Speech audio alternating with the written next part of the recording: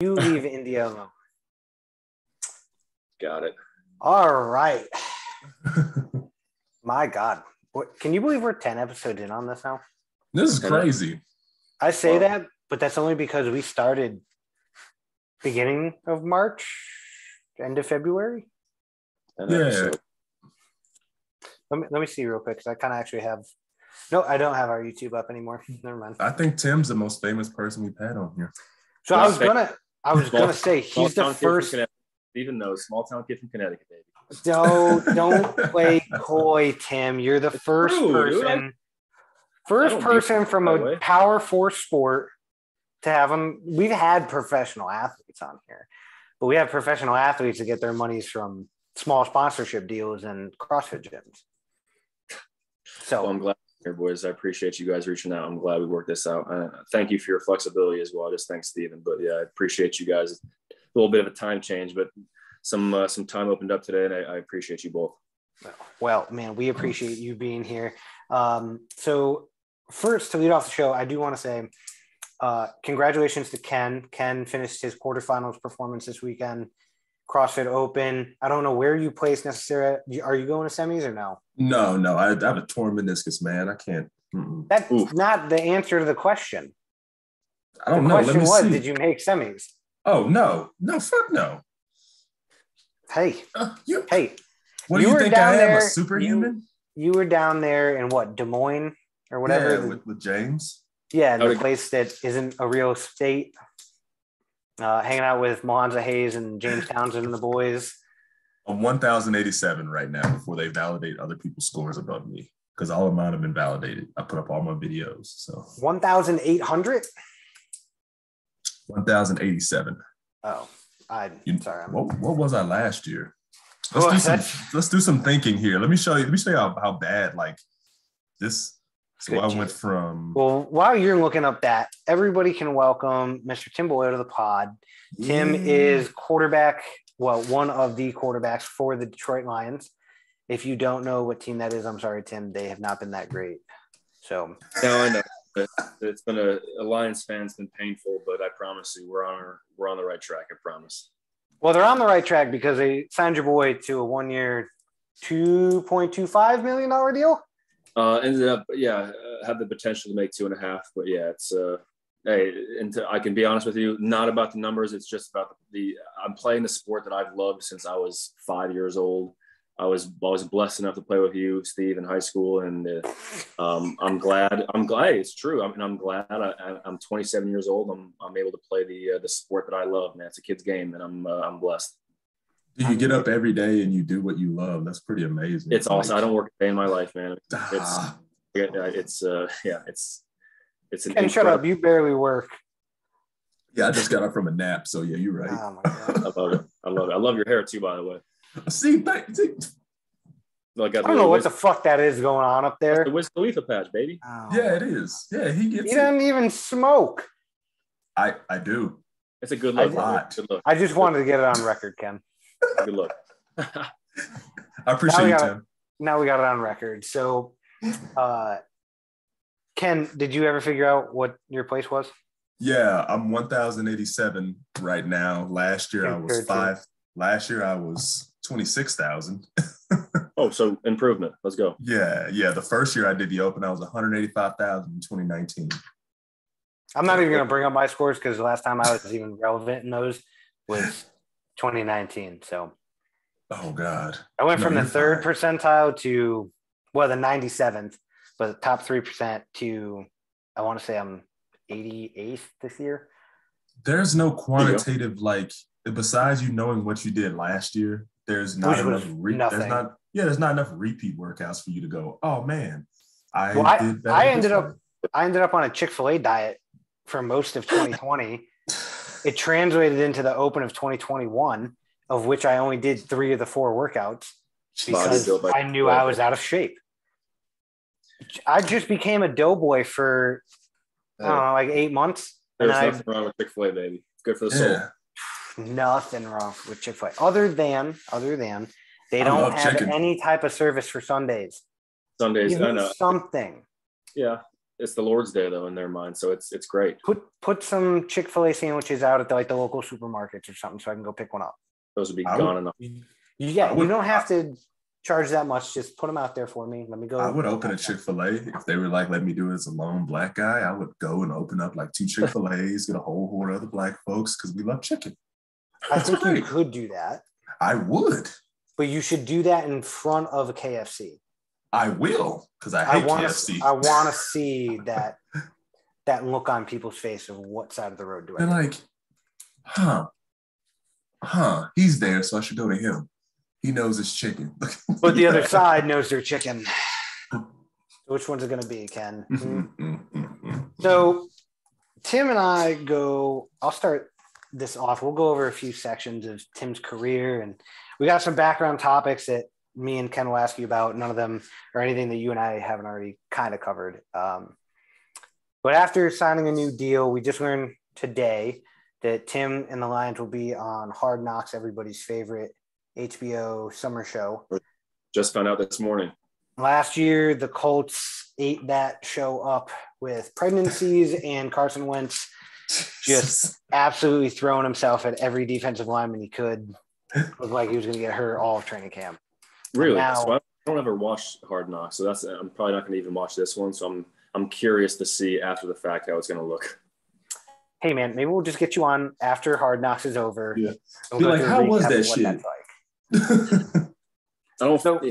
The weird part about Hard Knocks from a player's perspective is there's cameras everywhere in every room, every quarterback room, every team room, the meal room. I mean, it's challenging to be authentic, especially when you have cameras everywhere. So I think the challenging part is just being kind of on your P's and Q's with all the cameras around, but definitely excited to have some content for the NFL Nation and some fans out there. Dude, it's almost insane to me that we have an NFL quarterback on here because the way I'm not saying he's talking like a robot, but he sounds like a professional NFL quarterback. He sounds smarter than Shaq asking questions. I hear these things and I'm sitting here like listening to an ESPN segment with like Stephen A. Smith interviewing a quarterback, and I'm getting relatively. Oh, it's a good. Hey, I'm from the hip right now. I'm firing from the hip. Nothing pre-planned here. I'm having fun with the boys. Oof. Oh, the boys are gonna have some fun today. Let's do it. I'm down. So, first thing I want to go over is our backstory. Well, not really our backstory, but I'll sum it up. Oh, Tim, you make me feel like we're in a friendship that has lasted the decades. Steven, we had some really good years together and some great memories that will keep us connected for life. Which ones are those? Were those the ones where I was getting hit in the backfield because I was the fourth string running back, or the ones where you were throwing touchdowns? It takes a village, Steven. We wouldn't have won without you, brother. I promise. I don't want to hear that. That freshman team could have won without me on any given day. It's a village, baby. It takes a village. That is fair. It does take a village. Yeah. So actually, Tim and I started, I guess, any relevance with each other was I learned this recently. I was looking at some old pictures, and then I even saw some of your old pictures. Not that I was Facebook stalking you. That's not what happened. Okay. I don't actually have a Facebook anymore, but I just happened to Google Tim. Tim and I played in the Shoreline, Connecticut, like Pop Warner conference or whatever. Clinton, if I remember correctly, correct? Yes. Clinton versus Branford, North Branford. The purple team. You guys, yep. I fucking hated playing you guys. We had quite the squad back in the day. Back in the youth days, you know, we had. Yeah, they had like a ninth grader, or no, probably like seventh grader back then. Kid was like 6 foot at quarterback. Everybody else around him was 5'5" at best. Yeah, it was. We had some fun back in the day, but yeah, it's funny. We go back to the Pop Warner days.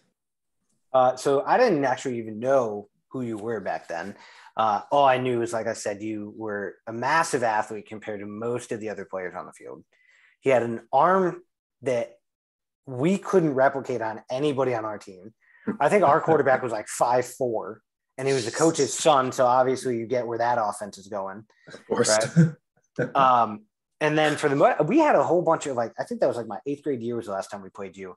And I want to say that we had a defense full of kids that had never played football before in their entire life. We got lit up, and then I ended up going to the Xavier High School summer football camp. Oh, yeah. Going into freshman year. Dude, the stories I could tell about, like, as somebody who's going to become a dad in the near future, I had a thought process the other night in the shower. I was like, I wish there was somebody in my life that could have told me when, like, being not cool was not cool, right? Showing up to the first high school football camp, like summer camp, right? We weren't allowed to touch footballs. Like, that school went by like the T on the rules that go through the, what was it, CIAC or? CIAC, yep. And we couldn't touch any of that. I showed up, we were catching tennis balls, and I thought it was cool of me to wear my wide receiver gloves that somebody bought me because I thought I was fucking awesome, right? By the end of practice, I think we were doing like 100-meter, 200-meter sprints around the track. Dude, I was getting lapped by so many fucking kids. And I'm talking like I had just finished up a baseball season. I'm probably a well-conditioned teenager at that point. I think Tim and I ran at least one together. Tim obviously has the strides of a horse compared to me because he was like 8 inches taller than me. And then I remember D. Barry. Everybody's taller than you, Steve. Chris Luster smoked me. And then I want to say even Kevin Dean, I want to say smoked me. Hey D, man, we had some interesting people in our class. We're talking about a center, Ken, by the way. We're talking about a tall, fat teenager, right? That's what offensive linemen were in high school. They were just the fat kids. Kevin Dean, a very competent and coordinated person, smoked me. And I was like this kid coming from small rural shoreline town and being like, oh yeah, I'm probably one of the better football players in my town. Dude, coming in fourth on every fucking sprint out of 4 dudes. You're like, I learned super quickly that I was not anywhere near as good as I thought I was. You learned real quick you were good at math, huh? I was very good at seeing people's ass cheeks is what I was. And dude, like, I'm telling you, it's like that movie Cars where old boy's like, he's trying to put in those extra miles at the end. Damn. He's like, dude, no, I got nothing. There's nothing there. I wish I had to play football, man. Some good they were good memories, but it was like, even like as we went, I think we went undefeated that year. I think I saw like 1, 2, 3 plays. We tied 1 game freshman year. See, I'm definitely not even that good as him. I can't even fucking remember that. That pissed me off that we tied because the year before us, the Pat D'Amato, the Ryan Murphy, Mike Mastriani, they went undefeated, and all we heard was, the team before you guys it was so good. You guys need to go undefeated as well, and we were on our way. I do remember. We tied. We didn't even lose a game. We tied 1 game. It chapped my ass. So that's because he was the starting quarterback, and if there's a way to sum up my Xavier High School football career. Never played my sophomore or junior year, but to end our freshman year, there was a practice in which I got tackled and I think I yelled or something. And I was like, I spiked the ball and I was like, son of a bitch or whatever. And the coach was essentially like, if you're not screaming in pain, I don't want to hear another word out of you. And I don't think I ever played another snap. Who was that? I want to say it was Jascott because I think I had done it like once or twice already. And he was just kind of like, hey, man, look, you're a good kid, but you are not that good of an athlete. So, like, don't be out here fucking getting mad and all that shit. So, goddamn. That's how far. Yes. Greg Jascott Jr. was 100% that dude. Good dude. I really liked him as a teacher, especially. But I've gotten pretty close with him over my the last 4 or 5 years, and man, he bleeds. He bleeds Xavier, and obviously his dad was the athletic director. But yeah, he's a good man. He's a good human being and a good friend now. And he, correct me if I'm wrong, is he the athletic director, head football coach? He is not. DeConti is the athletic director, but he's the offensive. Yeah. Still, so who's the coach? Guion's head coach. He is. Guion's head coach. Yep. Ooh, okay. Yeah. Whatever happened to Sean Mannion? I believe that he left and went to Southern. Now he's coaching defensive line at Southern Connecticut. He made the jump to college, which is great for him. That's great, but that's a completely different than creating a dynasty. 100% it is, and that's why it's obviously tough you're the next head coach of a football team that just won, 4 state championships in 5 years. Ken, when I tell you this was like, that sounds like my basketball career. It sounds bad. Like they're you're a hooper. Oh yeah, I played Division 2 and Division 1 basketball. Oh really? Mm-hmm. Ken's a very athletic man. I played at Christian Brothers University when I got my engineering degree when I graduated from high school, and then went back to Green to Gold and played for K-State when I was getting my master's. So, really? Hey. Good for you, man. That's badass. Him and his fucking humble brags on this podcast. I should have. What I do regret not doing is when I graduated from Christian Brothers, I had a offer to go play in the Euro League and really go play in Italy. Yeah. And it was be 275 guaranteed for 1 year. And then based on how much I averaged, like essentially there's one there for defense. Incentives and bonuses. Yeah. With all the incentives and bonuses over 4 years, I could have made 1.2, I think. Oh, wow. But you know what I did? I listened to my ex-wife and she was like, that's not guaranteed. You should do something else. And, here I am. The Army was your choice? Yeah, the Army. Reason, brother. So, Tim, you are in year 5 of your NFL journey. If you want, just go ahead, take like however much time I guess it takes, but just introduce yourself to some people, and then we'll go from there. Yeah. So like you said, Tim Boyle from Middlefield, Connecticut, and went to Xavier High School. That's where I met Steven, and won some state championships there and had fun and some good memories. But ended up going to UConn, stayed in state, obviously from Connecticut, went to UConn. I played 3 years at UConn and struggled, man. It was tough. I threw a bunch of interceptions. I was a starter, and then I was a backup, and I was third string, and I was starting again, and I was back up again. So it was just kind of a carousel of just emotions, and it was tough going to UConn, but learned a lot. Learned how to fight through adversity, learned how to compete, and it kind of forced me, in my opinion, I wanted to get a fresh start in college. So I transferred down to Eastern Kentucky. So that was kind of a culture shock for me. So I'm 22 years old, transferred down to the South. Kentucky's the South. Mm-hmm. And so I'm down in Eastern Kentucky now, and I had to redshirt because I transferred. So I'm a 22-year-old adult and redshirt, and it was probably one of the best years of football. I didn't play any games. I couldn't because I was redshirting, but I practiced.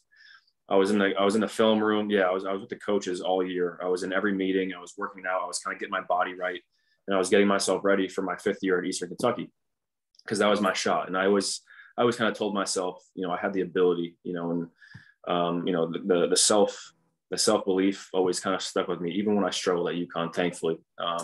Now, when he says ability, I need to clarify this real quick. Tim had an ability since 9th grade to put a ball from one side of the 50-yard line to the back right or back left corner, opposite side of the end zone, without me having to move my feet or my hands.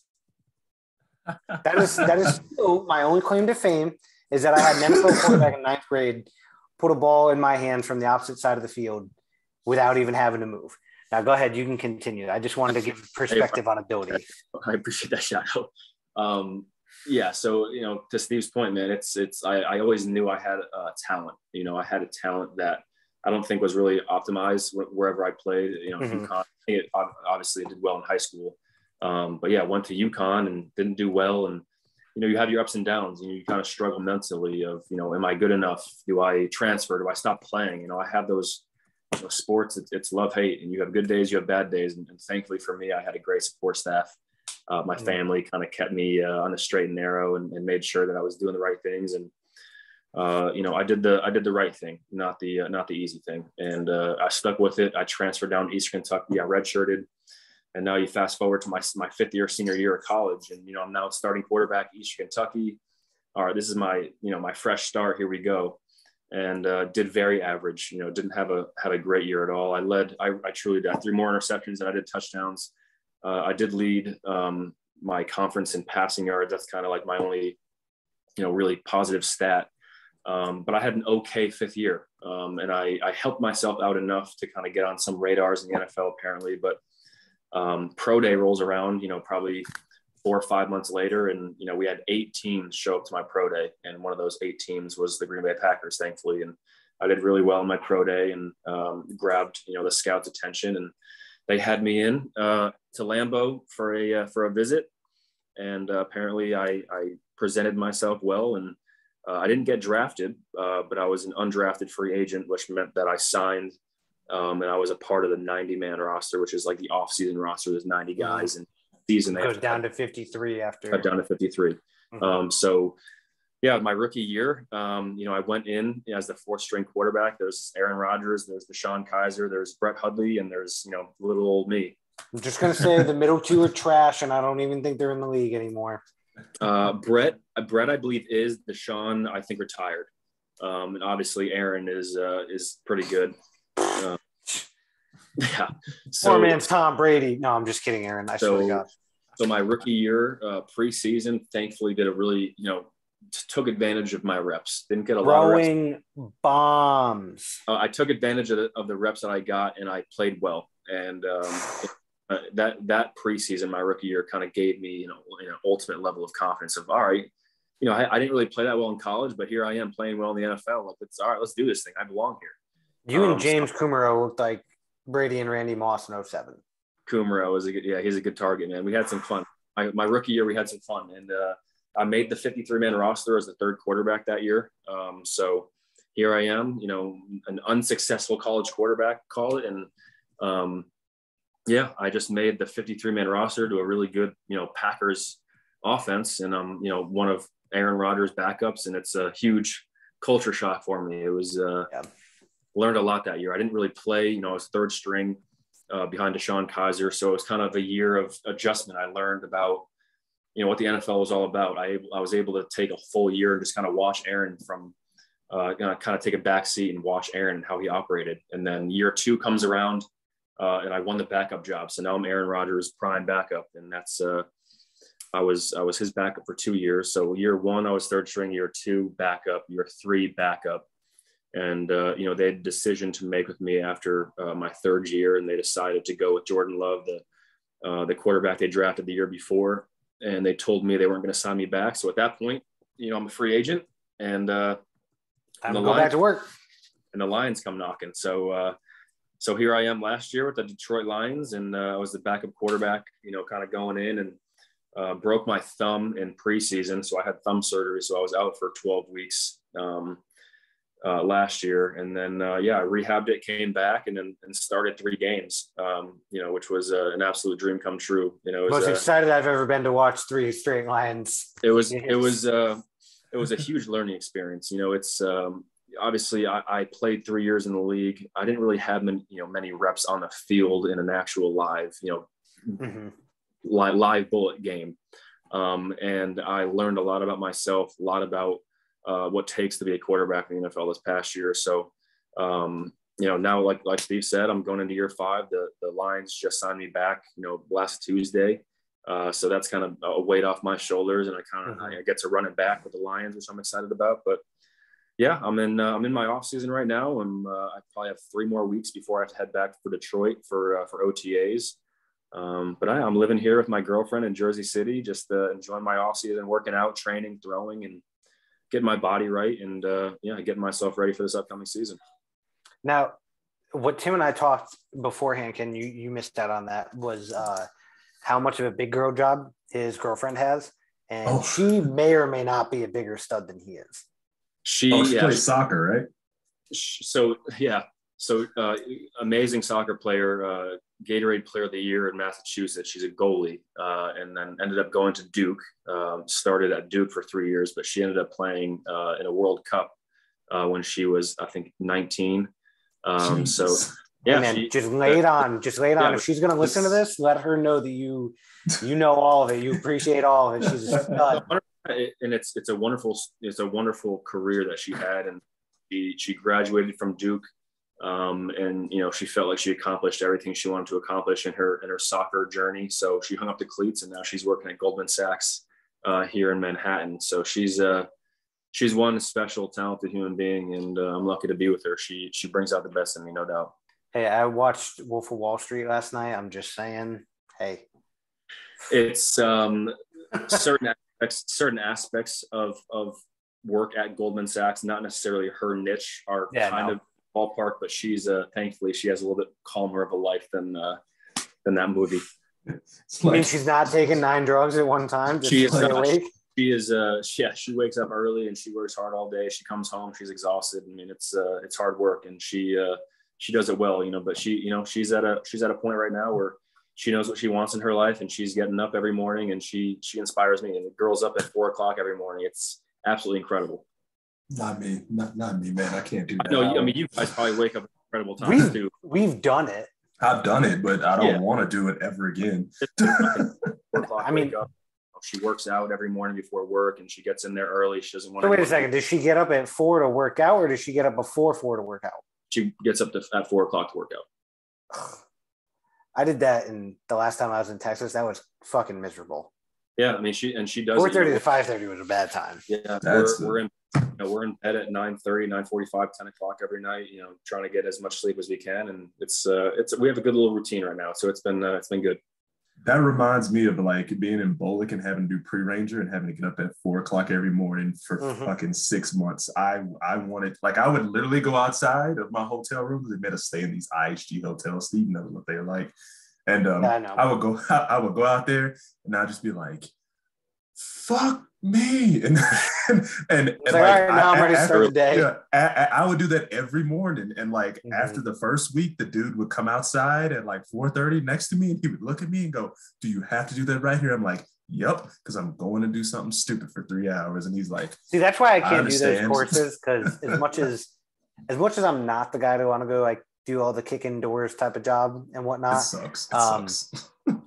I would say primarily the reason why I don't want to do it is because of that. Is because it's literally just dumb. Like, we could do this when the sun is up. We could do this on normal sleep. I'm assuming it's just the discipline aspect, correct? Yeah, dude. Like, we would get up. It's the discipline, and then putting you through something that you don't want to do, and that is seeing you how you react, of course. How you handle pressure. We would work out. Like, they would work us out from like 4:30 to 7:30, like nonstop.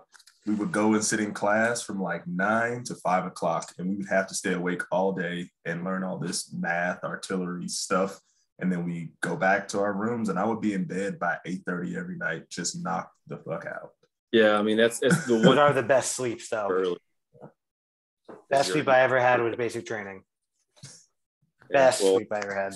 Allow me to sit here, and as much as you guys think that my job is cool, I appreciate what you both do, and it's. He used to do. He's a retiree now. Retired. There you go. So you're out. Congratulations. Oh, yeah. I work for the DOE from home. This room right here is my office, and it's great. Good for you. Well, for your previous work and Steven, your work, thank you both for serving. I appreciate it.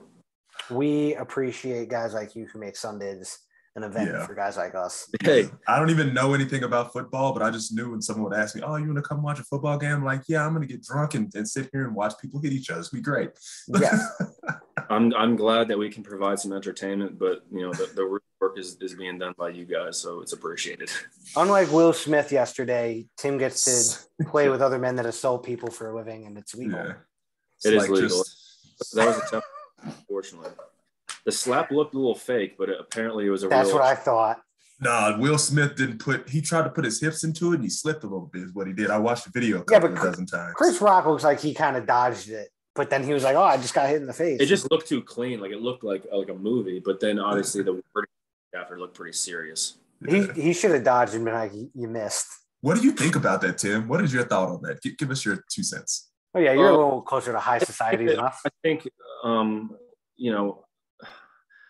opinion, I think the joke was a little far, but he's a stand-up comedian, and she's struggling with something that's personal to her, so I think the joke's a little too far. I think as the husband, you're frustrated, but I don't think in the national. He laughed at it, and then and as soon as he turned left, he frustrated was like, at his wife is what he's frustrated at.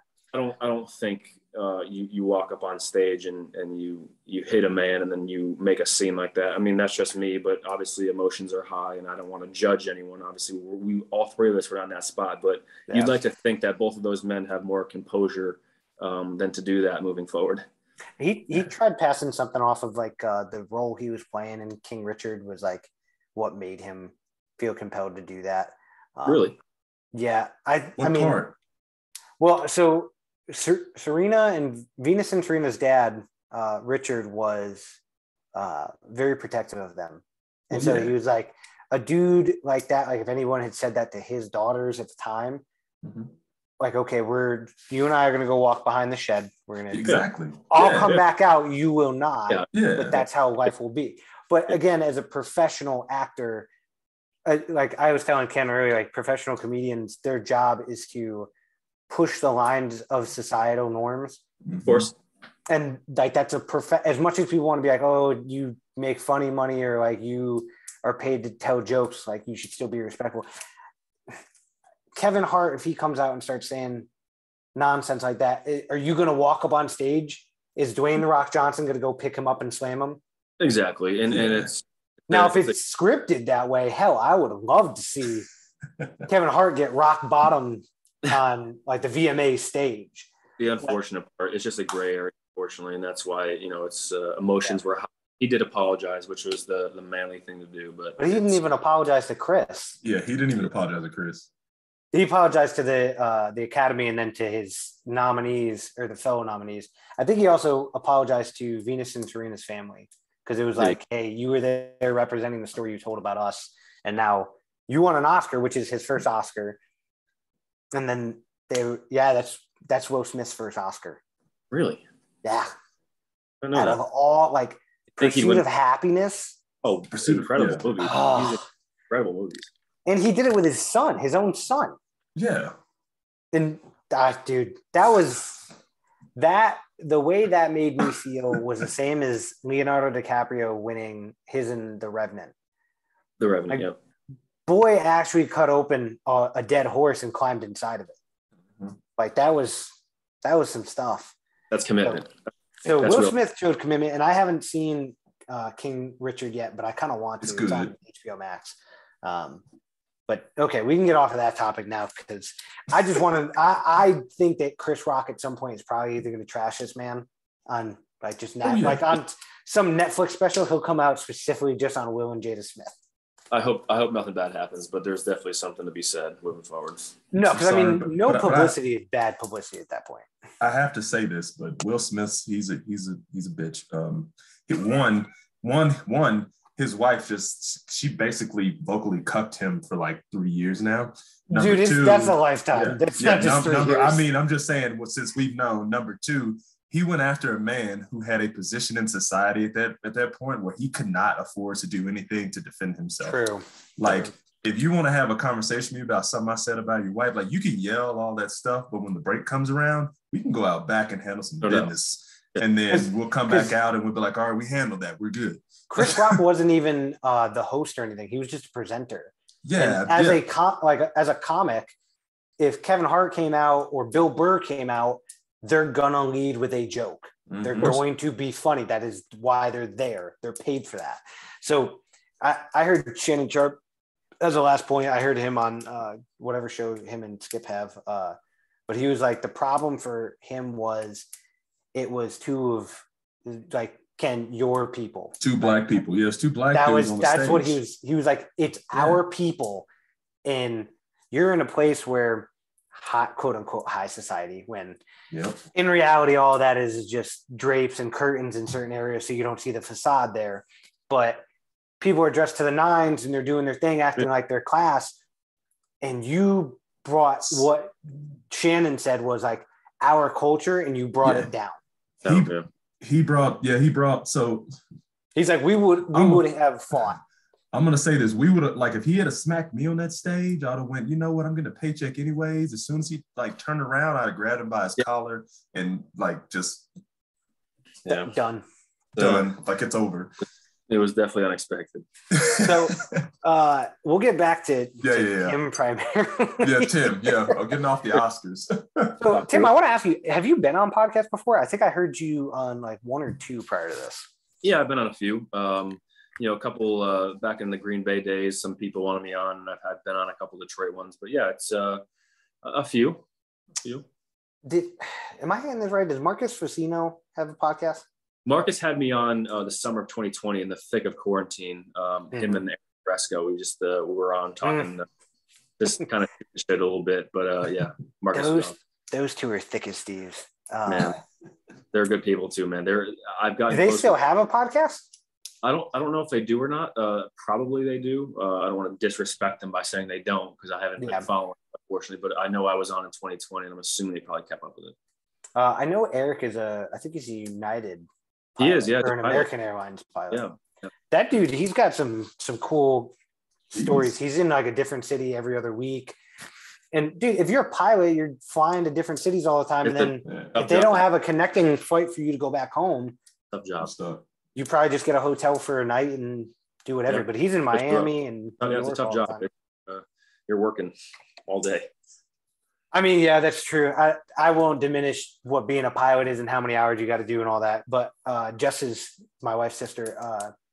She's at Embry-Riddle Aeronautical University. And as she's doing it, it's like you realize how many pieces of equipment help you fly a plane. And a lot of the times, not take anything away from pilots, but there is an autopilot. There's like you put in your destination, cruising altitude. I'm obviously not a pilot, so I don't know all the things.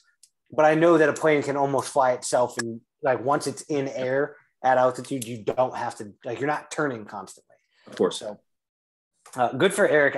I've definitely lost touch with a lot of those Connecticut people, so it's good to hear that you have not.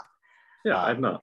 And it's also good to hear so as we started talking, but almost an hour ago, you shut the fuck up, Ken. We were on a call before that, Ken, because we're cool and you're I told the dude I work with that has a meeting. I have a meeting with him at 2:15, and told him to fuck off. Yeah, I was like, I have a podcast with an NFL quarterback. He's like, who? I'm like, Tim Boyle. He was like, what the fuck? And I'm like, yeah, I'll see. Yeah, my second career is better than this one, so fuck off, man. Let's go. So Tim, you're not only you were a great dude that I remember in high school, but obviously we've lost touch. You're very down to earth still. Now, I'm not saying you were, Tom Brady status all the way up here. I mean, there are very few people in the entire world that achieve that status, but what keeps you so down to earth? It's a great question. It's always, I have perspective on my life right now. I have perspective. I've been blessed with the ability to do what I love. I have a job that allows me to live a wonderful life. I just, as I sit back and the older I grow, I have perspective on the fact that there's a lot of hate, there's a lot of negativity in this world, and I want to be one of the people who spreads the exact opposite. I want to be positive. I want to spread love. I want to help people, and that comes with being selfless, and it comes with being gracious towards the blessings you have in your life. Mm-hmm. But I truly do mean this. You guys view me as an NFL quarterback. Is that my job? Yeah, but I'm a brother, I'm a son, I'm a friend, man. I have a cool job, but I think of myself as a pretty normal dude. I have issues just like everyone else, man. I have confidence issues. I have, there's mental deals that go on. There's physical. It's just I have good perspective on life. I appreciate you saying that you feel like I'm down to earth, and a part of that is definitely two humbling sisters that keep me grounded. They let me know if I'm ever out. Oh yeah, good old Amanda and Amy. Yeah, they're. I never had the pleasure of meeting Amy, but I remember meeting Amanda. I think that's freshman or sophomore year. Yeah, they're special human beings, man. They keep me grounded, and my parents did a good job raising us, and I attest that to my family. I really do. Well, that's awesome. Actually, I think our last guest, I didn't get to talk about this on the conversation that we had, Jim. And I may have you remind me. What were we? Oh, we were already talking about Hard Knocks. Never mind. I was going to bring that up because we were talking about it on our last talk. But Jim, I don't know if you watched any of the podcasts since we invited you to come on. But our last guest was Jim Hensel. If you don't know who that is, he is like a mindset kind of coach. There's probably a more professional way of saying that, but he's good. Do you know who Rich Froning is? I don't. God damn it. CrossFit hasn't spread that far, Ken. Four-time fittest man in the world. Four times in a row. Four times. Rich Froning. Okay. Froning. Recon. I will send you his Instagram after this, but needless to say, so since CrossFit started back when we were kids and it was seen as dumb to do whatever, he went on a 4-year stint of just being named the fittest man on earth. The guy. Since then, he created a team out of his gym, which went from 6 people to 4 people, etc. Again, has won 5 of the team competition, fittest teams in the world.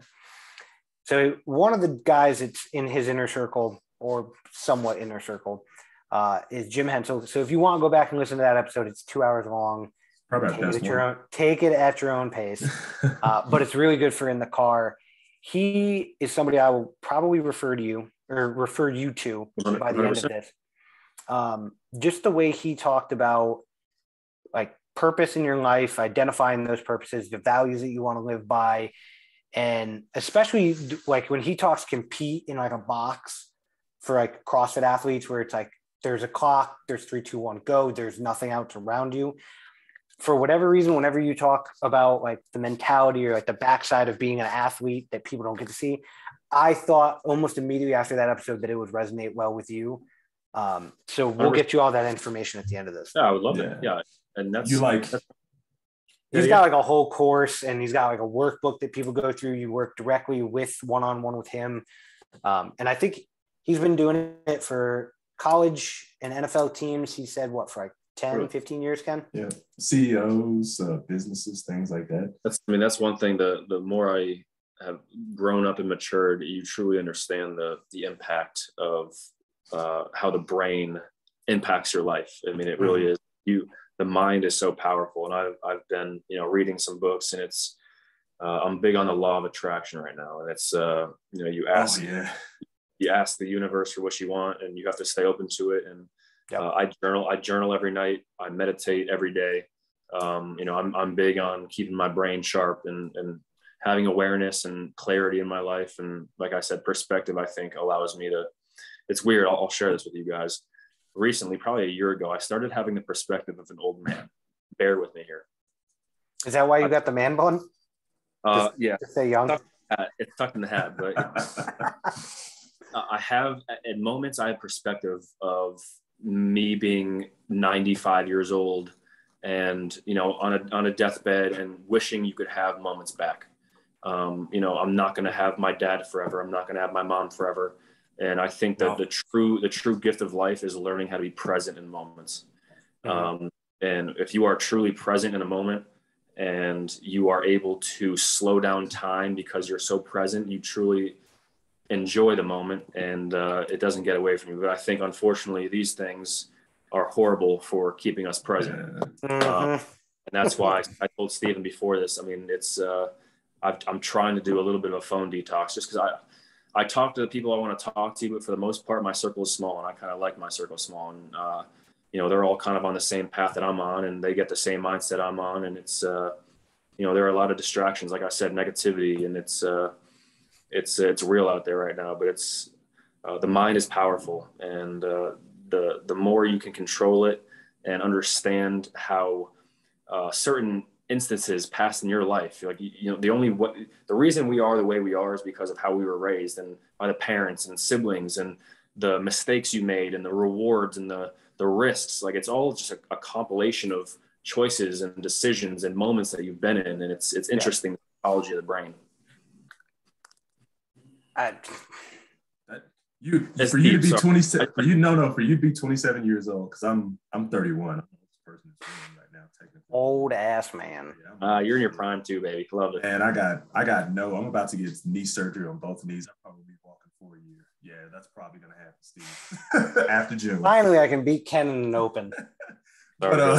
I'll be good by the time the open comes back around. Your ability to be self-aware enough to know that mindfulness means something I don't know how much you know about physics and science and all this stuff, but like relativity, it's all relative, like to how much you value that moment in time. You know how people say, oh, when you're doing something fun, it goes by really quickly. Yes. Well, it's not necessarily that it's going by quickly. It's that you're focusing on it and you're taking in all those little bits and pieces and enjoying for what it is. You know, as a father of two, I look back and I go, man, I'm going to have that memory with my kids forever. You know, they won't have me forever. What do I leave them? You know, what do these moments truly mean? And I think that, especially playing sports, I didn't understand the game of basketball very well up until like 10th grade, because I always felt like everything was moving so fast around me. And then I had this one AAU coach tell me, hey, just slow down and think of it in a slower manner. He's like, be there in that one spot you're in. And when I saw that, everything moved so slowly and I could comprehend the thing. So, and that's pretty sure it's the same with you being playing in the NFL. That's a really big key to it all, you know? 100%. And it's the name of the game in the NFL is how can you slow the game down yourself? Because those dudes are moving and they're big, and it's a lot. It's one of the hardest things I've ever done in my life is play those 3 games. And it's humbling, and it's how do you slow your breath down? How do you slow the moment down so you can make good decisions in high stress environments? Exactly. I did that this weekend. We had that wall ball running rope climb workout, and oh boy. Yeah, I knew that going into it, I was like, man, I've been running for like 7 months. I've been doing aerobic capacity. I think I'm gonna be fine. And then I remembered us having the Jim Hensel episode, and he was like, just be present. He's like, remember what your goal is. Just try to put yourself in this little competitive box. And that's exactly what I did. And James looked at me in my eyes. Hayes looked at me in my eyes, and I was like, all right, I'm about to do this. We're going to crush this shit. And he was like, all right, let's do it. Ended up getting like 1,100 something place in that, which was really good. And I got done. I didn't fall on the floor. I just walked away, and I was like, I could have did that faster. I had that same-ish moment on Friday. Granted, it was not as intense as that, but like when Jess and I got to the gym, there's nobody doing the 5:30 class. Jess still wanted to do it. Being able to I had already done a few workouts. I had already gotten through most of what I needed to get done. But it was like being able to be just present in that. And it's critical, man. It really is. It's critical. Just to go back with like what Jim was saying, the last episode, like we're going to refer that episode as much as we can. Yeah. That shit was awesome. It was really just to remember, like, hey, live your life with emotion, not from emotion, or because of emotion. So like when we were sitting there talking, like being like, hey, there's no, like, whatever you're doing, it should not be done because of emotion. Yeah. Emotion should be the after effect, but neutral. Well, that's why I like the word intention, having intention with what you do. And it's not just kind of flowing through life. It is having intent with decisions and conversations, relationships, and time. And time's the one thing we don't have. What gave you this perspective that you gained? Did something happen?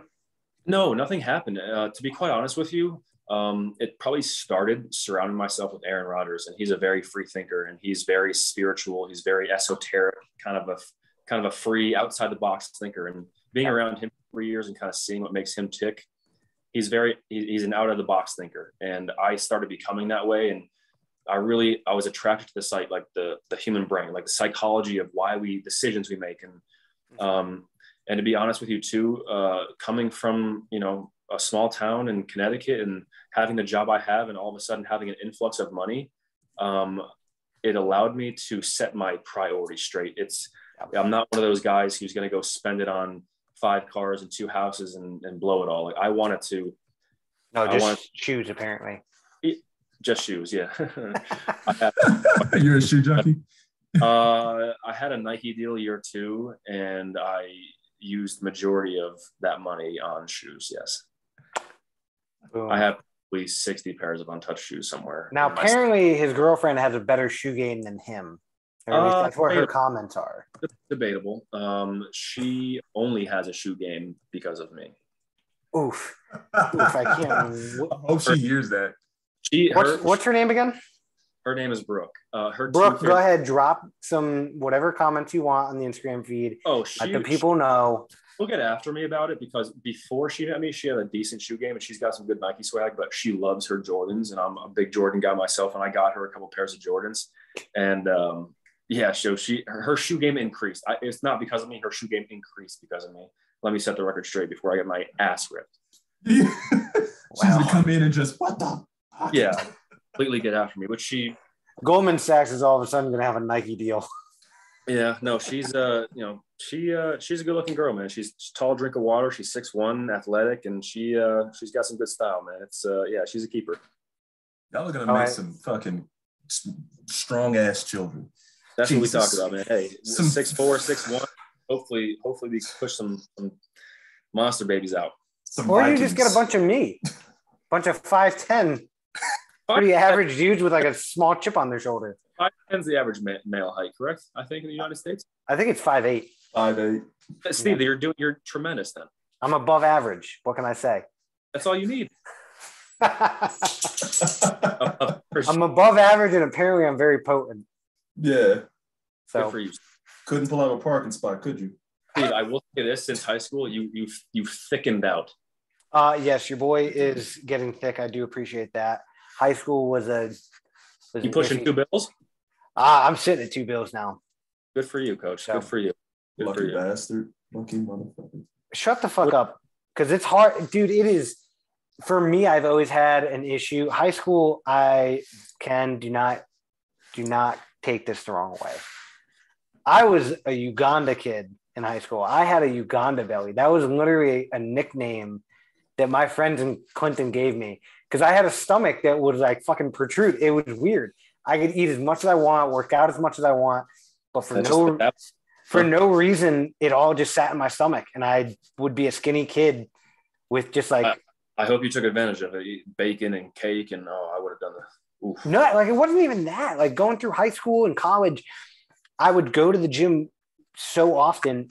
It was actually a problem in college, but for whatever reasons, I never saw any of the results that I've seen since being in the Army. And trust me, the Army does not have some miracle workout routine. They're probably fucking worse than anything a high schooler is doing.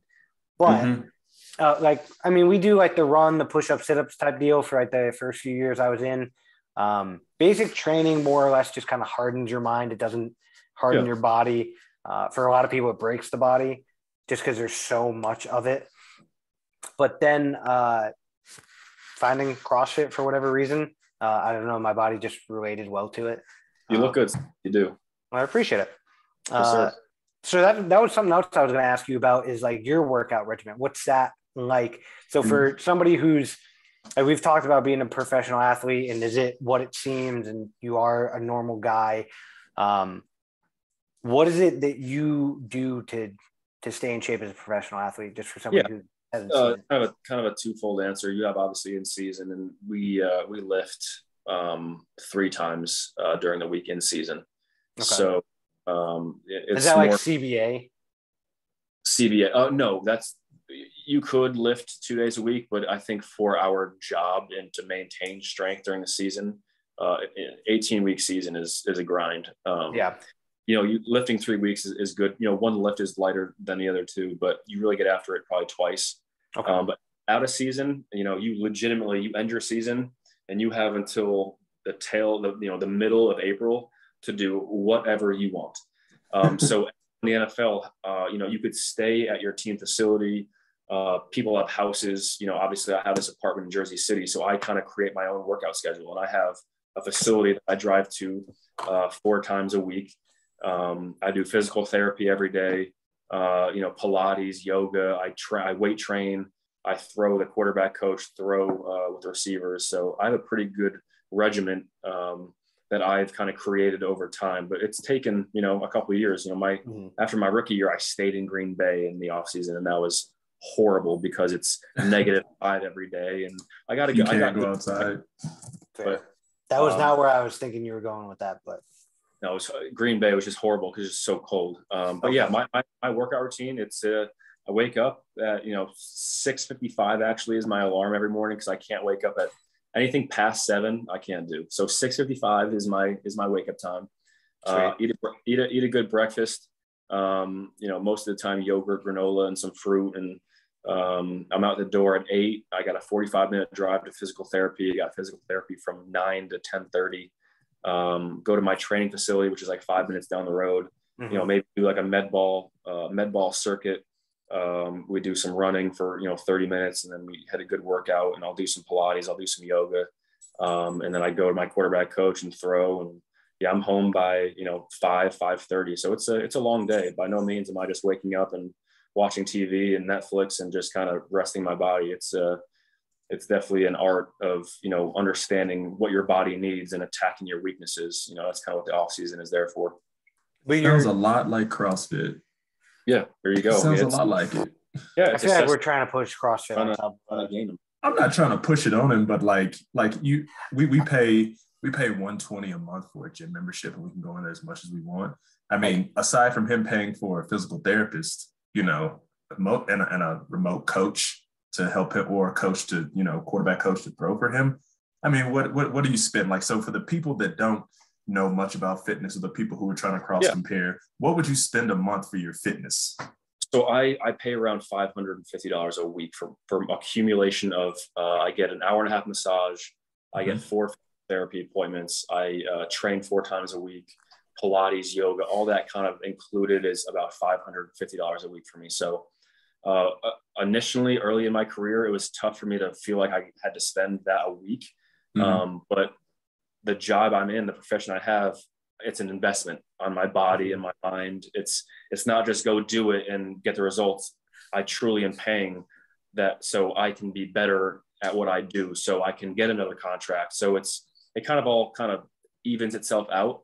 And my off season isn't terribly long. Like I said, the weeks kind of fly by. But I'm spending around 500. Some days I take a day off. I go on vacation right after the season. I take a vacation in March. So it's an investment. It's money, but fortunately, I've gotten paid enough to be able to sustain that kind of lifestyle.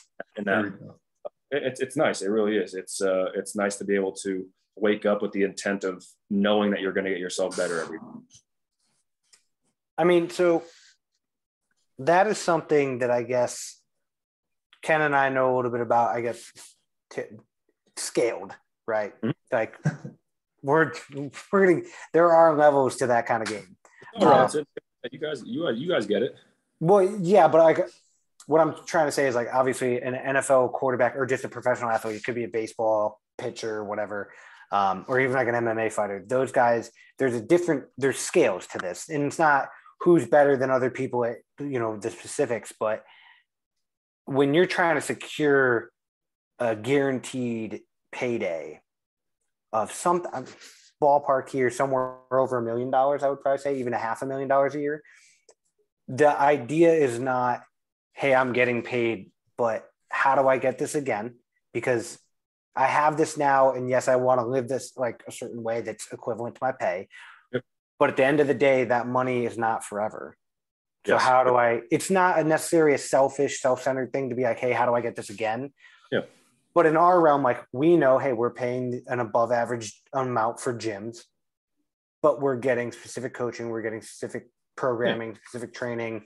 Yeah. And we're also paying just to be a part of a community. You, on the other hand, are going to pay a little bit more because, well, it's the NFL. Better quality product too. That too. But also he's paying for a better facility, better product, better person to take care of him. And then at the end of the day, he's paying to be a part or continue to be a part of a community of athletes. Yeah. Not 100%. Far off.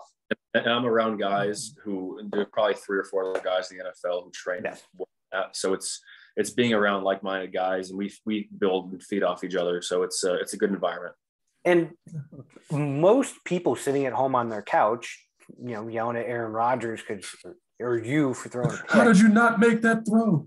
Exactly. They don't always understand that a lot, like, it's a 53-man roster. You have, what is it? 22 technically starting positions, and then I guess special teams as well, right? Most special teams guys aren't necessarily career special teamers unless you're like Matt Slater. Yes. But those majority that are not that 22. There's what? I'm terrible at math, Ken. What's 53 minus 22? Oh, that's 31. Okay, so there's 31 other guys on the roster that are not necessarily like solidified contract players, because even a lot of those starters might also be on 1 or 2 year deals who are working to get another one. So there's a lot of dudes just like you, Tim, who are signing 1, 2, 3 year deals that are not $100 million guarantees and such.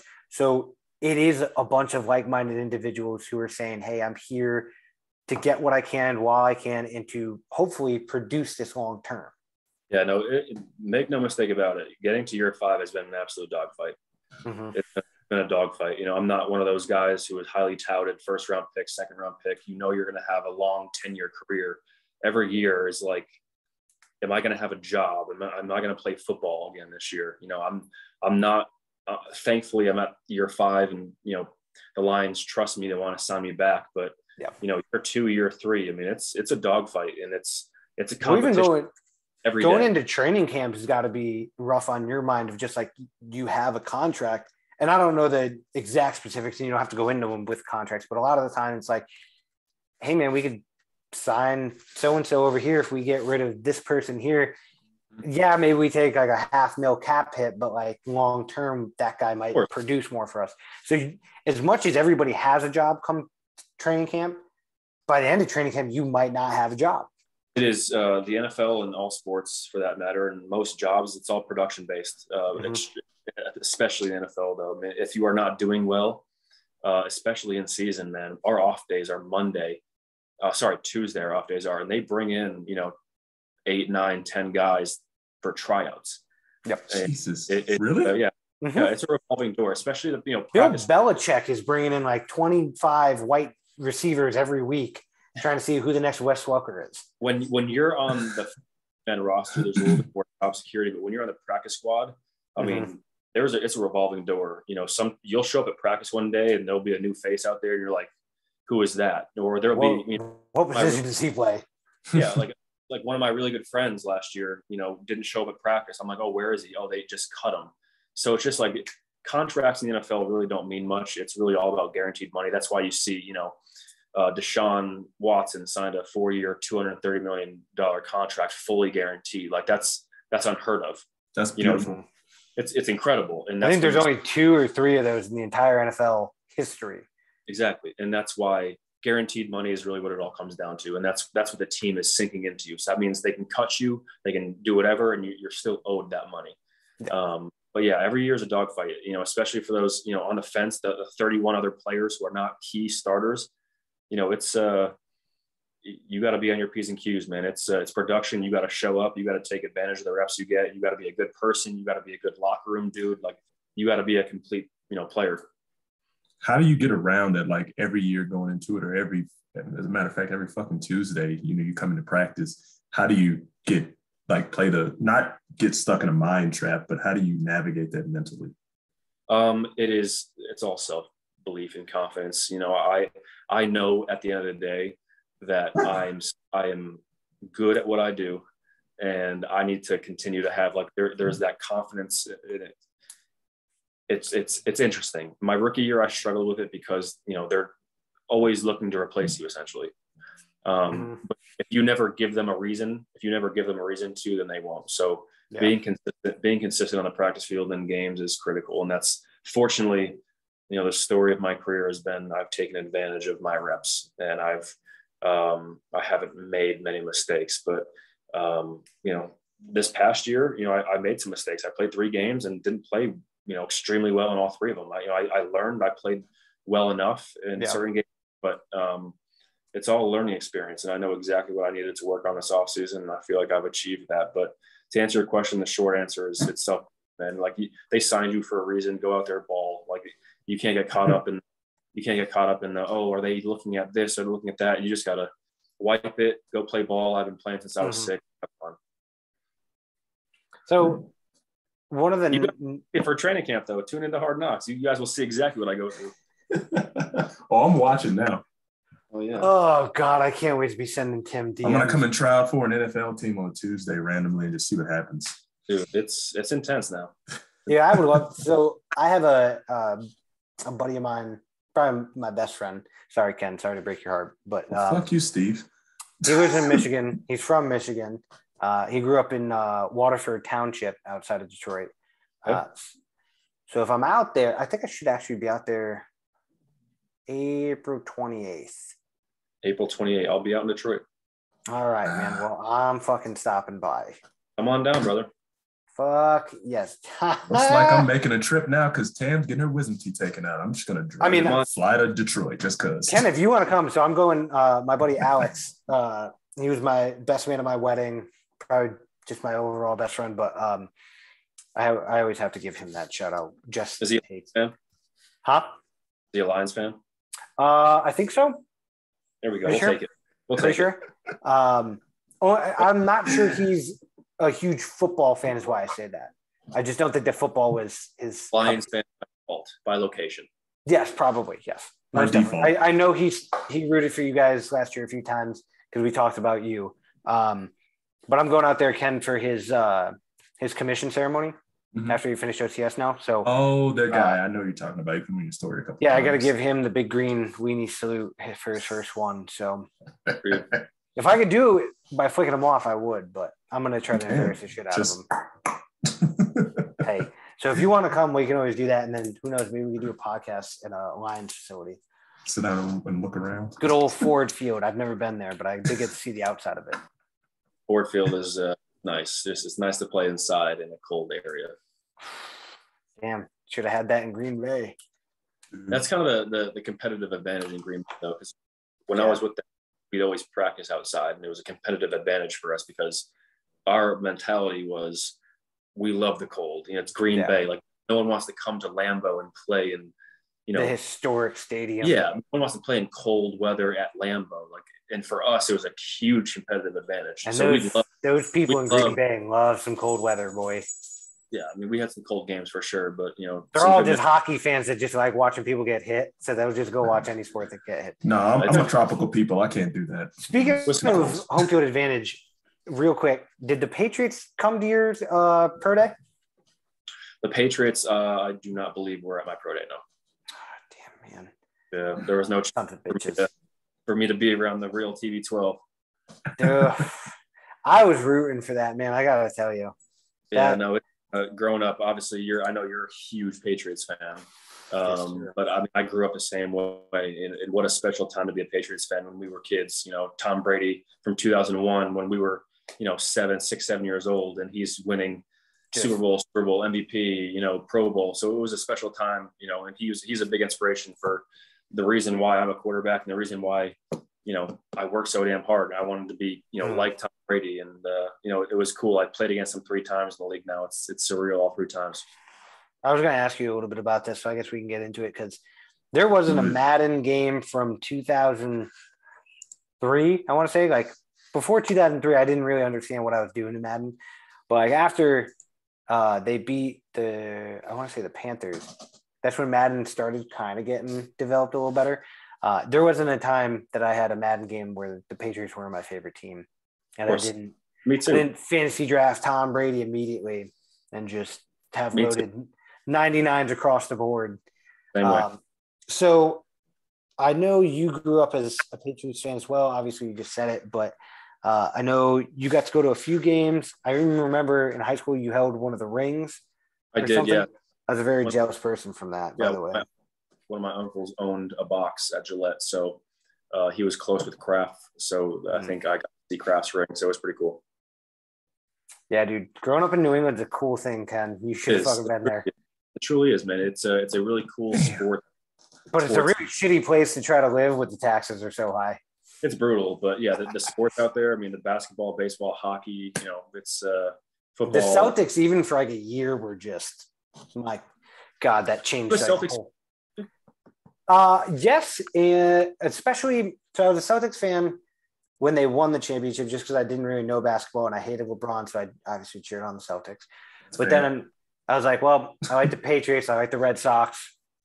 If I had to guess, or if I had to pick 2 other teams from the other sports, it would be the Bruins and the Celtics. And then I just like the Celtics now. So now, okay. So my girlfriend Brooke, her grandfather, I don't know if you know, like if you're a big, Celtics basketball fan. Come on, wait on us. Tommy Heinsohn, he was a head coach for the Celtics. Mm-hmm. He played for the Celtics, and he was the announcer when we were kids. So he was like the voice of the Celtics. Yeah, I know who you're talking about. I know who you're talking about now. He just passed away like a year ago, and that's her grandfather. What? Yeah, so we're actually our condolences. Brooke and I and her family are actually heading up to Boston on Wednesday, and they're having like a memorial kind of game for him. So he's going to be honored there. But yeah, he was a player, head coach, and announcer, and he's in the Hall of Fame for playing and coaching. And I think he's about to get inducted into like the common. But yeah, pretty big name in the Boston area. That's just why I asked you Celtics. Hope they put him up in the rafters. That's amazing. Brooks' grandfather. Yeah. So talking about family, let's talk your family real quick. We mentioned them a little bit earlier. What has it been like for them, you being an NFL quarterback? I'm assuming they all kind of knew you had some special talents, but, they're just like, that's a little bit, and I don't want to compare being in the NFL to being a service member, but like having a service member in the family is kind of like one of those things where it's like, oh no, you just kind of view them a little differently. So not that your family would view you differently necessarily, but what has it been like from your perspective to see you do it? They have been so supportive of me, and that's all I can ask. They understand me. Obviously, I've been on this earth 27 years, and they all get who I am and what makes me tick. Mm-hmm. And they've been so supportive. They come to as many games as they can. My parents, since college, have come to as many games as possible, and it means the absolute world to me. Yeah, my family is everything to me, man. I love my family. They've gotten me through tough times. They've celebrated through good times, and we've had a lot of good memories. And I'm glad. I'm fortunate enough to say that my football journey has allowed the four of them to have some cool experiences and travel to Dallas and come see me play in Dallas. And you guys were at the Super Bowl together, right? My father and I were. Yeah, I took my dad out. Yep. So that was kind of a bucket list item that I took my dad out to. But it's just that's got to be a killer Super Bowl to take your dad to. That's pretty awesome. It was awesome. LA is obviously a cool place. I'm not a huge West Coaster, but it was a cool place to go. It was an awesome game to be at. How many $15 beers did you guys put down? We're not beer drinkers, actually. We're Bacardi and Coke drinkers, so we had some rum and Cokes. God, I love rum and Coke. I can't blame you. That's really good. They go down easy. But I'm not a huge, but yeah, my dad and I had a good time. It was an awesome game to go to, obviously, and we were excited if Matthew Stafford or Joe Burrow won. We loved both quarterbacks, and it was a cool experience. Definitely, if you guys have the opportunity to go to a game, it's definitely worth it. That was one of the funniest things. I've never seen another franchise in a sport root for a player to win a championship so much as the Lions did for Matt. Obviously, everybody can understand why he's in professional purgatory. No offense to the Lions or to you, Tim, but I mean, that would be God. That I guess the Patriots kind of did it for Tom Brady, but not that much. I've never been to an NFL football game. Son of a bitch, we're gonna have to fix that. We're gonna have to do that this year. They're fun. I mean, I'm gonna have a baby come the time he's playing, so we're gonna have to do that in early September. We come to Dallas. Yeah, we're playing in Dallas this year. Oh, fuck that! We're going to Dallas, Ken. Let's go to Dallas. Yeah, I've been to Dallas a bunch of times. Never been to football. You just gotta tell me the day. I'll put in leave early. I'll be up there because I got to work the Army Air Force game for the Army, so I got to work at the game in the VIP suite. That's got to be a good one to go to. Wasn't bad, but it wasn't great. Because Army Navy is obviously the game to go. Yeah. Army Air Force was good. I think it came down to there was a strip sack at the one that Air Force could have won, and Army returned it for a touchdown. Those are the fun ones you remember. That was cool, but it was the first time I had ever seen a game from a box, and it was at the Texas Rangers' new stadium. So they didn't even go over to Jerry World, but that was very interesting.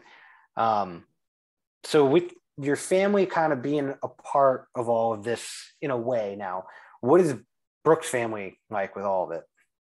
It's been awesome. They've been extremely supportive as well. I know Brooke was scheduled to go home and visit her mom the weekend that I got the call for my first start. And Brooke called her mom and said, "Hey mom, like I'd love to come see you this weekend, but you know, Tim's getting his first start. Do you mind if I go fly to Cleveland?" And yeah, her family's been awesome. You know, she's got a really good support system as well. And obviously they've been through the ringer as well, understanding, you know, her demands with soccer growing up. You know, she was a highly traveled group. Yeah, traveling. It's you know, they understand the grind and the time commitment, so they've been awesome. And they, what's nice that I like about her family is it's not, when I go over there and I see them, I'm not Tim Boyle, NFL quarterback. I'm Brooke's boyfriend, and I'm a regular dude, and I absolutely love Tim. that. You're just Tim. Yeah. Well, I mean, I'm not gonna say it. We talked future family before this, so good luck on all of those future endeavors, however that may end up. One of the last few things we'll go over is Ken and I came up with this podcast with the purpose of connecting communities with, for us, it was primarily like fitness and gyms, but we also started bringing in the ideas of like politics and military. We had some mental health stuff with Jim. We'll probably have another guest on who she's in the Army with us or with me. We served together. We'll talk actual Army health that time, but we'll have James Townsend on in like a week. Oh, really? So, yeah, that's good. In a week. Yeah. So is this live or you record and post? Record and post. Yeah. But our point was to mix communities, a variety of folks, put them together, talk about different walks of life and all that kind of stuff. So I know, being an NFL quarterback and seeing now, right, how down to earth you still are, since like we grew up together, how is it that you're able to like do community outreaches with the football camps and all that stuff? I know the Detroit Lion, most if not all NFL teams are doing that stuff to outreach into communities. What is it that you have done, whether it's with the Packers or with the Lions that's done that stuff? Any outreach opportunity that is out there, I try to do, because to be honest with you, I remember being a 6, 7, 8-year-old, even up to, 12, 13, going to these football games, going to basketball games and thinking how cool it is to be a professional athlete. And I always was like, and now I sit here humbled knowing that I have that job and I can go and make an impact on kids like I was back in the day.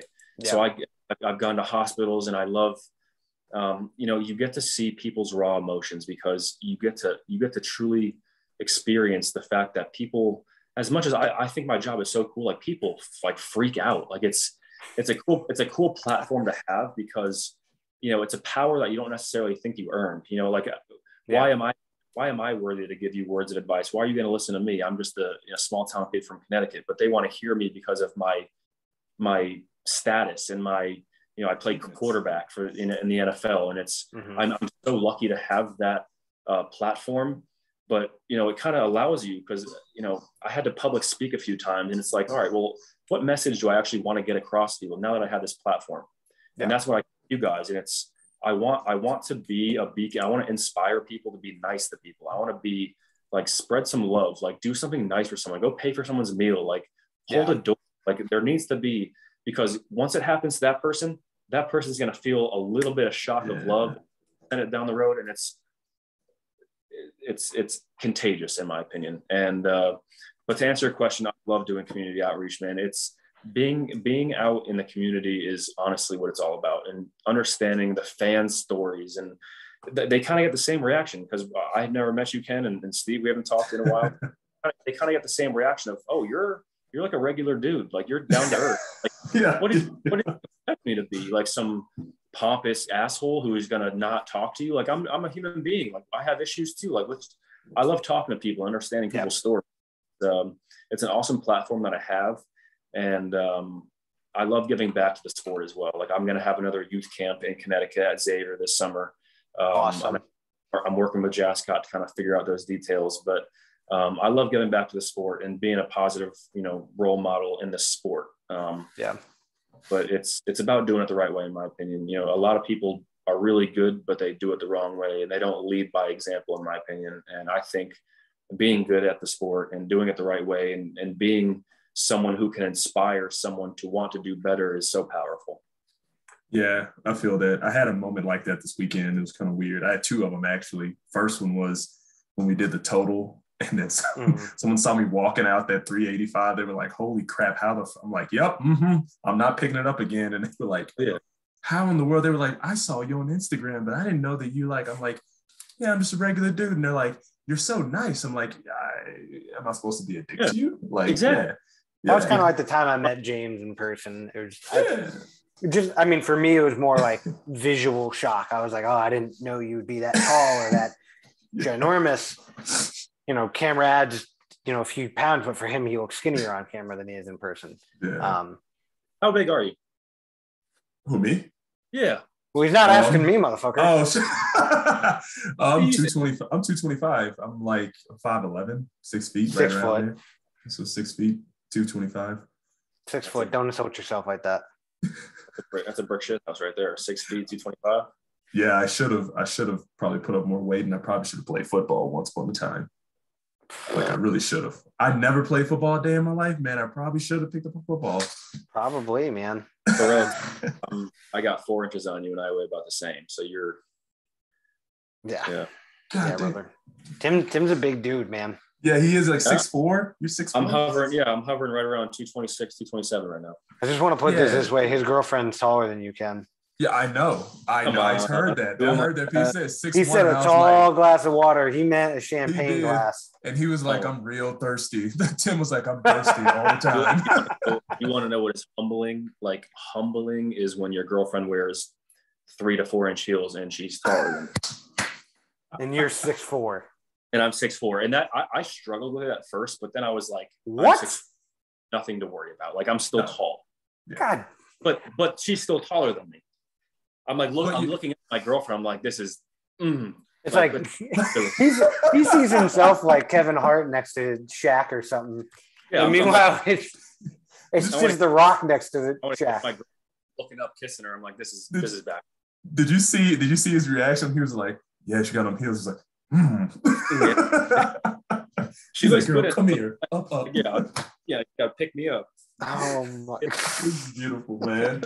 It's beautiful. I have one last question for you. This is my last question. Like, I always kind of leave off with something kind of thought provoking that people don't think about. But I mean, you've thought. I mean, you have you're mature. I'll give you that much. You're more mature than some people that I know are 27. Steve, if you couldn't play football again, what the hell would you do, man? If you couldn't play tomorrow, if you lost both your legs, God forbid. Hensel on him right now? Yeah, what would you do? That's a really good question. And I crossed that path when I was leaving college, and I didn't want to put all my eggs in the NFL basket because I didn't know if I was going to make a team. And I had to think about what do I want to do with my life? What would bring me purpose? And to be quite honest with you, big answer, helping people makes me feel full.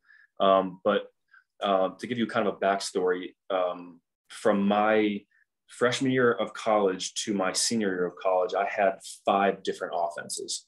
So from a knowledge standpoint, I understood football differently just because I had to learn different offenses and I was around different coaches. So I had a really good perspective on football.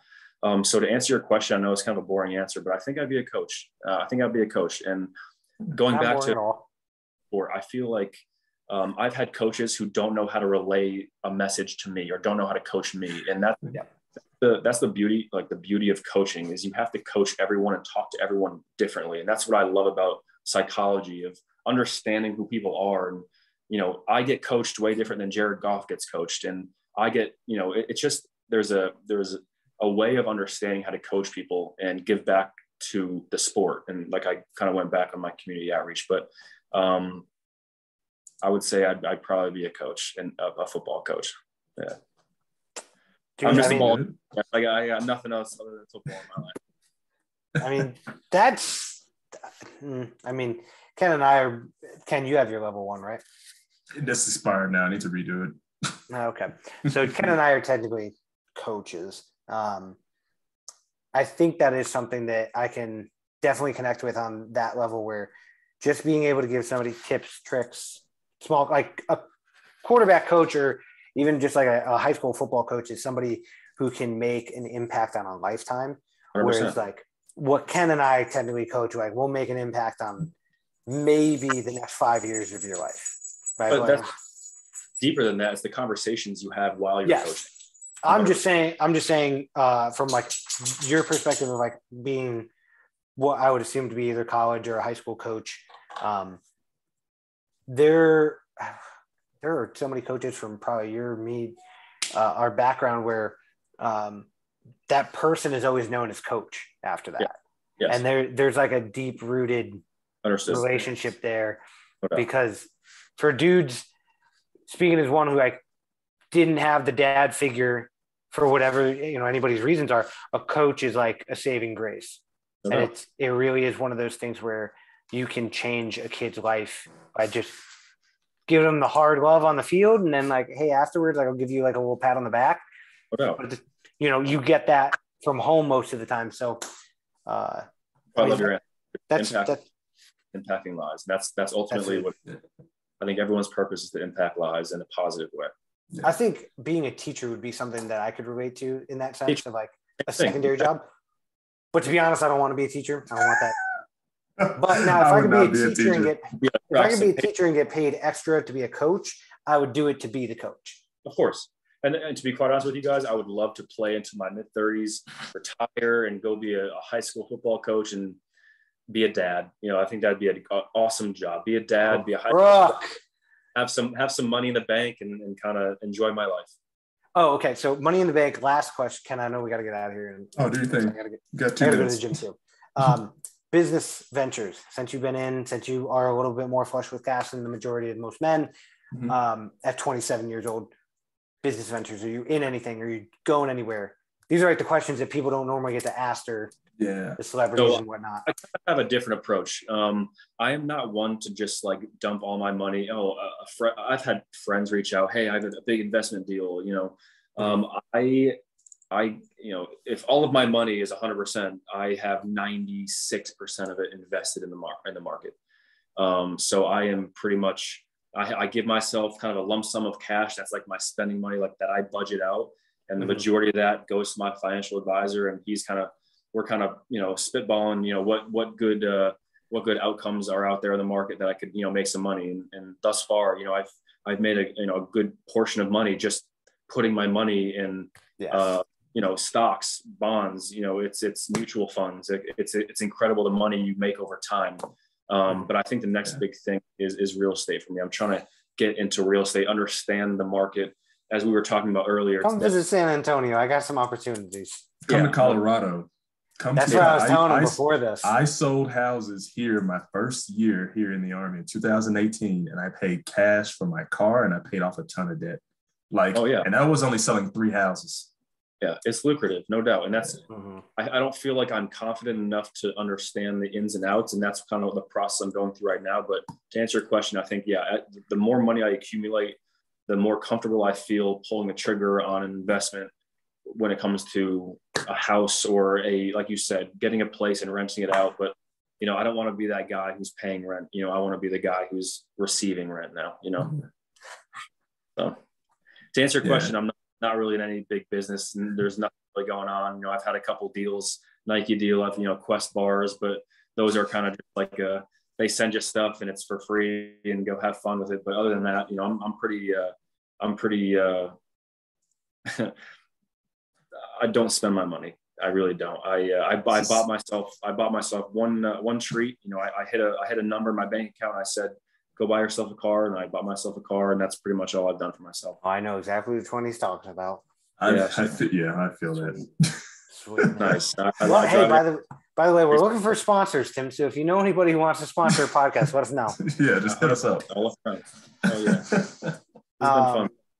This was a lot of fun. I really enjoyed catching up with you, man. We will definitely be in contact to do this again. 100%.